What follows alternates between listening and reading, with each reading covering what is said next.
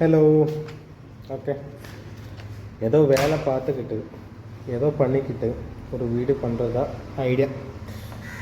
ஒரு சின்ன கான்ட்ரவர்சி வந்திருக்கு. அதோட ஒப்பீனியன் என்னோடய மைண்டில் என்ன இருக்குது, எப்படி இருக்குது, இந்த நடந்த இந்த விஷயத்தை பற்றி என்னோட மகத்துவமான கருத்து என்ன, அந்த மாதிரி பேசுகிறதுக்காக தான் வந்துருக்கேன்.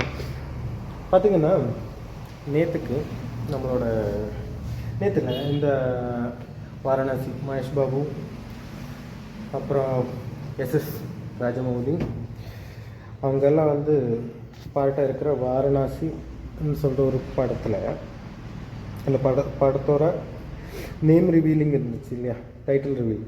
ஓகே, அந்த அந்த ஒரு இதில் வந்து ஹெவியாக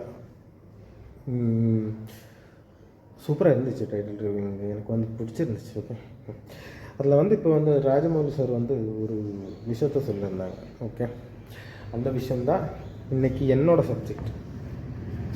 அவங்க என்ன சொல்லியிருந்தாங்கன்னா, அவங்களுக்கு கடவுள் நம்பிக்கை கிடையாதான்.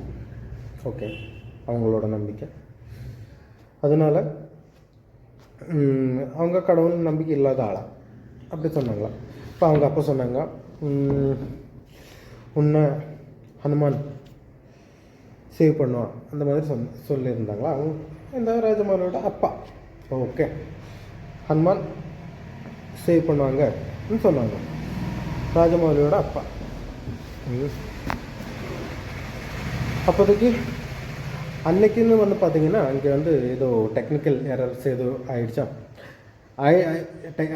இல்லை, இருந்துச்சு, டெக்னிக்கல் எரர் ஏதோ இருந்துச்சு. ஓகே, அப்போ அந்த டைமில் இந்த ராஜமௌலி சார் வந்து பார்த்திங்கன்னா, இப்படி தான் காப்பாற்றுவாங்களா கடவுள், இல்லாட்டி ஹனுமான் இந்த மாதிரி தான் காப்பாற்றுறாங்களான்னு கேட்டாங்க. ஓகே, அதுக்கப்புறம் வந்து பார்த்திங்கன்னா, அவங்களோட ஒய்ஃபு வந்து பெரிய ஹனுமான் பக்தையாமா, நல்ல விஷயம்.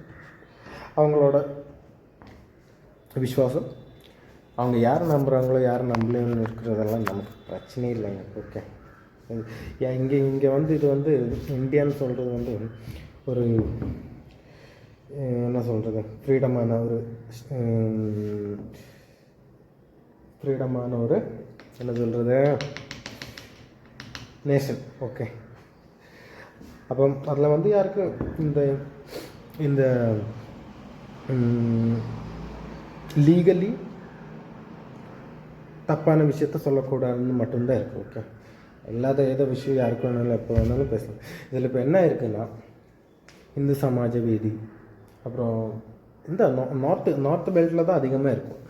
அந்த நார்த்து பெல்ட்டில் வந்து பார்த்திங்கன்னா ஹெவியாக வந்து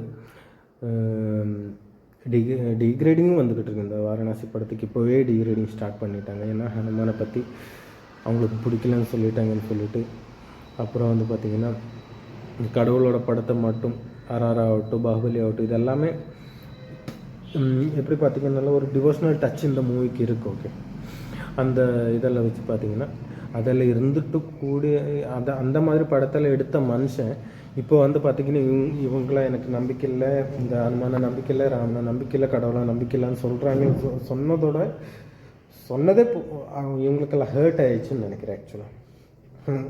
அதனால் வந்து அப்படியே அழுறாங்க. ஓகே, நான் இதில் என்ன சொல்லணுன்னா, வெரி சிம்பிளுங்க.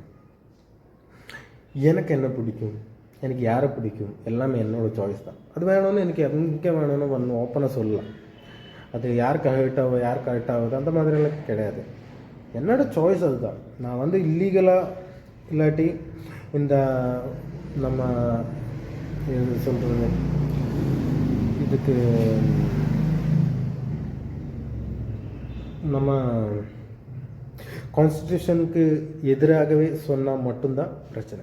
இது எதுவுமே அந்த கேட்டகரிக்கே வராது. ஓகே, அந்த மாதிரி இருக்கும்போது இவங்க ஏன் இந்த மாதிரியெல்லாம் சொல்கிறாங்கன்னு தான் நினச்சேன். நிறையா வாட்டி நினச்சேன். ஏன் ஒவ்வொரு கமெண்டெல்லாம் போடுறாங்க, அந்த கமெண்டெல்லாம் பார்க்கணும் நீங்கள். அப்பா, ஒருத்தரோட தனிப்பட்ட விஷயம், அவங்களுக்கு பிடிச்ச விஷயம், அவங்களுக்கு அது அவனோட இஷ்டம் தானே. யாரை யாரை அவன் இது பண்ணணும், யாரை அவங்க வந்து பூஜை பண்ணணும், யார் அவங்க வந்து ஹேட் பண்ணணும், யார் அவங்க வந்து லவ் பண்ணணும், யாரை ஹக் பண்ணணும், எல்லாமே அவங்களோட தனிப்பட்ட உரிமை தானே. அதிலெல்லாம் வந்து கொஸ்டின் கேட்குறதெல்லாம் வந்து எனக்கு வந்து சுத்தமாக அதில் வந்து இது கிடையாது. ஓகே, சுத்தமாக நான் அதனால் ஒத்துக்கவே மாட்டேன். ஃபர்ஸ்ட் ஆஃப் ஆல் என்னோடய மைண்ட் அப்படி தான். அவங்களுக்கு கடவுள் பிடிக்கலான்னா வேணாம், விட்டுருங்க. உங்களுக்கு பிடிக்குதா, டன். இல்லை இந்த கமெண்டெல்லாம் போடுறவங்க அவங்களுக்கு பிடிக்குதா, டன், முடிஞ்சிச்சு.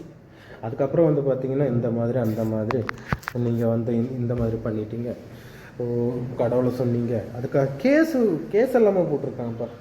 ஏன்னு தெரியல. இங்கே சீரியஸாக வந்து பார்த்திங்கன்னா நம்ம இந்தியாவில் கேஸு போடுறதா இருந்தால் இது கிடையாது. எவ்வளோ பெரிய விஷயம் இருக்குது தெரியுமா? சின்னதாக எல்லாம் கிடையாது, பெருசான விஷயங்கள் நிறைய நடந்துக்கிட்டு இருக்கு. ஓகே, அதுலெல்லாம் வந்து பார்த்திங்கன்னா அதுக்கெல்லாம் ஜனங்க இறங்கவே மாட்டாங்க.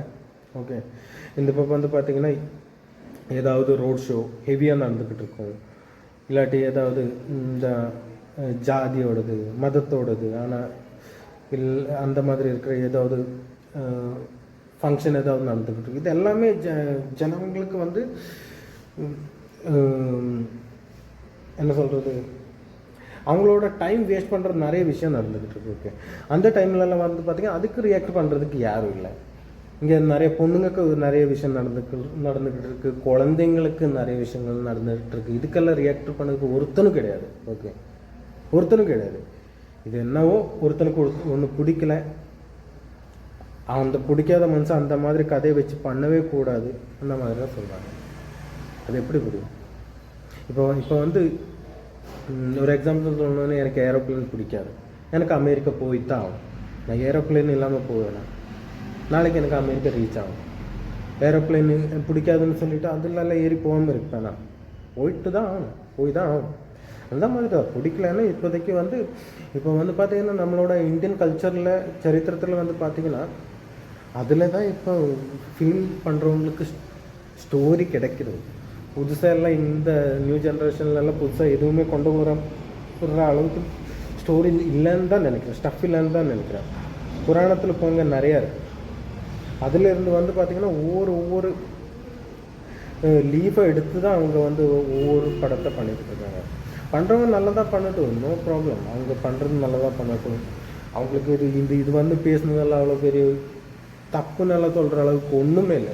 உண்மையாக சொல்லலாம், அவங்களோட ஒப்பீனியன், அவங்களோட மைண்டில் என்ன இருக்கோ அது சொன்னாங்க. ஓகே, உங்களுக்கு பிடிக்கலாங்க, வேணாம், உங்களுக்கு பிடிக்குது, டன், முடிஞ்சிச்சு தானே. அதுக்கப்புறம் வந்து கேஸை போடுறது என்ன, அவங்கள பற்றி சொல்கிறது என்ன, திட்டுறது என்ன. ஐயோ, வீட்டுக்காரு அவங்க எல்லாரையும் திட்டுறாங்க. நீங்களும் சரியில்லை, இல்லை வீட்டுக்காரரை திட்டலை, ஏன்னா வீட்டுக்காரர் ஆல்ரெடி ராஜமௌலி சார் பண்ண ஒரு பெரிய விஷயம் என்னென்னா கமெண்ட்டில் அது மட்டும்தான் ஹைலைட்டாக இருக்குது. அவங்க வந்து என் வீட்டில் இருக்கிறவங்களுக்கு எல்லாருக்கும் ரொம்ப நம்பிக்கை இருக்குது, எனக்கு மட்டும்தான் இல்லைன்னு சொன்னாங்க. அதனால தான் அவங்களோட வீட்டுக்காரை விட்டு வச்சுருக்காங்க கமெண்டோலிஸ். ஓகே, இல்லாட்டி அவங்க வீட்டுக்காரே சொல்லியிருப்பாங்க. இவங்களுக்கெல்லாம் என்ன மாஸ்க் வச்சுட்டு அப்படியே தட்டி விடுவாங்க. ஓகே,